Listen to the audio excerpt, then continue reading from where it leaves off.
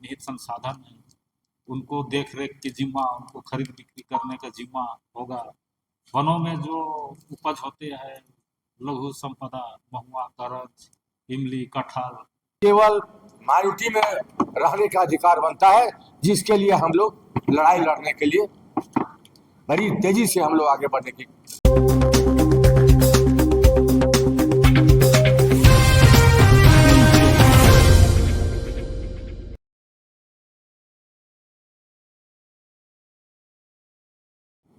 इस राज्य के आम जनताओं को धन्यवाद देना चाहूँगा।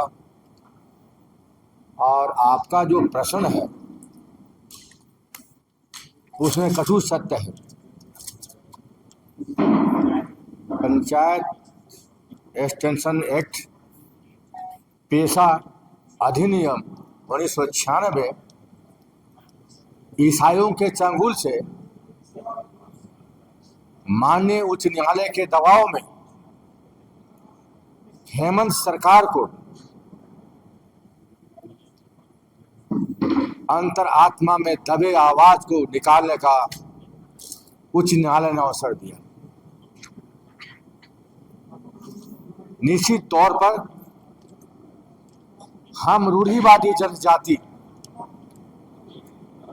आर्थिक और सामाजिक दृष्टिकोण से काफी कमजोर है और आज इस कार्यक्रम से मैं विशेषकर तहे दिल से निशा जी को, एंजल जी को, खुशबू जी को, शरना समुदाय के सदस्यों को तहे दिल से धन्यवाद देना चाहूँगा। और पेशा अधिनियम को कारगर बनाने के लिए आपके समक्ष निशा भगत जी बैठी हैं और इस राज्य में एक निशा उरांव जी भी हैं जो पंचायत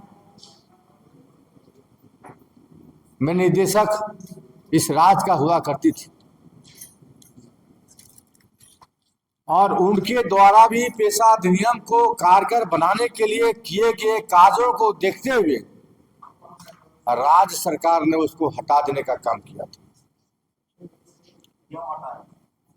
इसलिए हटाया कि पेशा अधिनियम में बड़ी बढ़ चढ़ के काम कार्य रूप देने का काम कर रही थी। पिछले दिनों में आपके कोई चैनल में मैं देख रहा था,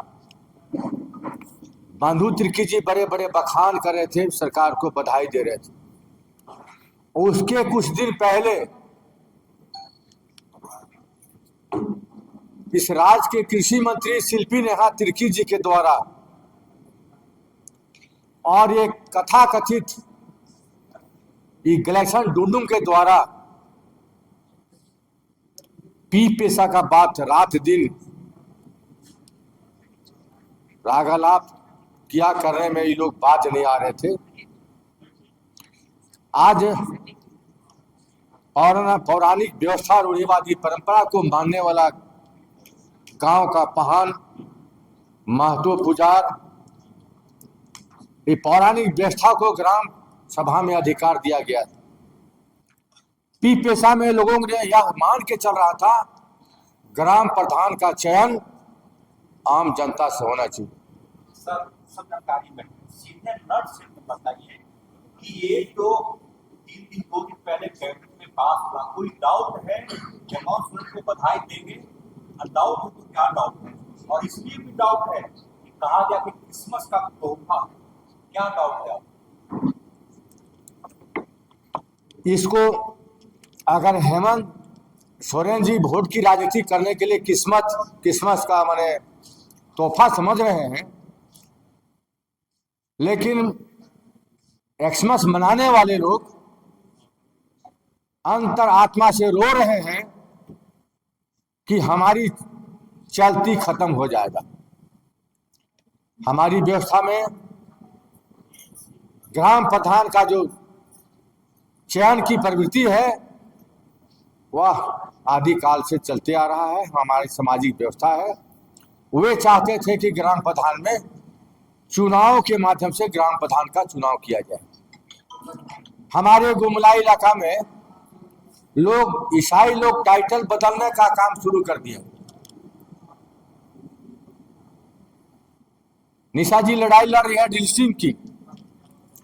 आधी लड़ाई हमारा पेशा अधिनियम पारित होने से ये लड़ाई को बल मिलेगा और आने वाला समय में हम लोग को पुरजोर लड़ाई लड़ने की आवश्यकता है। कई जगह ईसाई लोग के द्वारा ग्राम प्रधान बनकर काम करने का काम किया जा रहा है, जिसको हमारी दायित्व बनता है, हमारी समाज की दायित्व बनता है, पुराना परंपरा रूढ़िवादी व्यवस्था को मानने वालों को दायित्व बनता है। ईसाइयों से डट के मुकाबला करने की आवश्यकता आने वाला समय में बहुत तेजी से चलेगा। आदिवासी है या ईसाई? देखिए, संविधान जो है बनाने के समय में थोड़ी सी गड़बड़ी हुई। एक ओर उनको माइनॉरिटी कहा गया है और दूसरी ओर उसको जनजातीय सूची में शामिल किया गया है। तो समय आने पर डिलीशन के माध्यम से उन्हें केवल माइनॉरिटी में रहने का अधिकार बनता है, जिसके लिए हम लोग लड़ाई लड़ने के लिए बड़ी तेजी से हम लोग आगे बढ़ने की संकल्प लेते हैं। सर, ग्राम प्रधान में यदि धर्मांतरित लोग आ जाते हैं तो क्या इस पेशा कानून 96 वाला है? मैं जवाब दूंगी इसका। आप देखे होंगे कि सभी उपायुक्त को इसके लिए सरियाने का कागजात को ठीक करने का मौका दिया गया है। और यदि किसी भी गांव में ग्राम प्रधान का कुर्सी में ऐसा समर्थित बैठ जाएंगे, हम लोग उसका रात दिन विरोध करने में नहीं हटेंगे।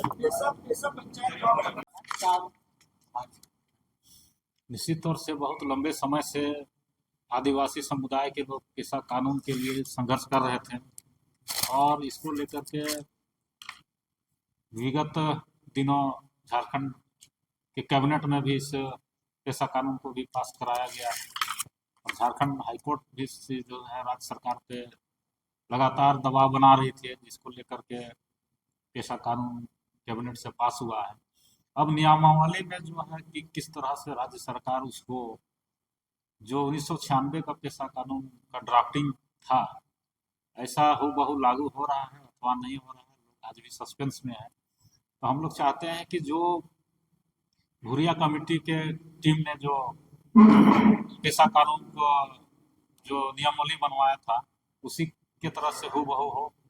इसमें यदि और जोड़ा अगर और भी जो भी अगर अच्छा है उसको जोड़ा जा सकता है, लेकिन उसमें छेड़छाड़ कतई हम लोग बर्दाश्त नहीं करेंगे, क्योंकि पेशा कानून जो अभी जो हम लोग का आदिवासियों का हम लोग का बड़ बुजुर्ग जो है पूर्वजों से इसके लिए लड़ते आए थे और इस दिन का इंतजार भी था कि अपना राज्य होगा, आदिवासियों को राज्य होगा।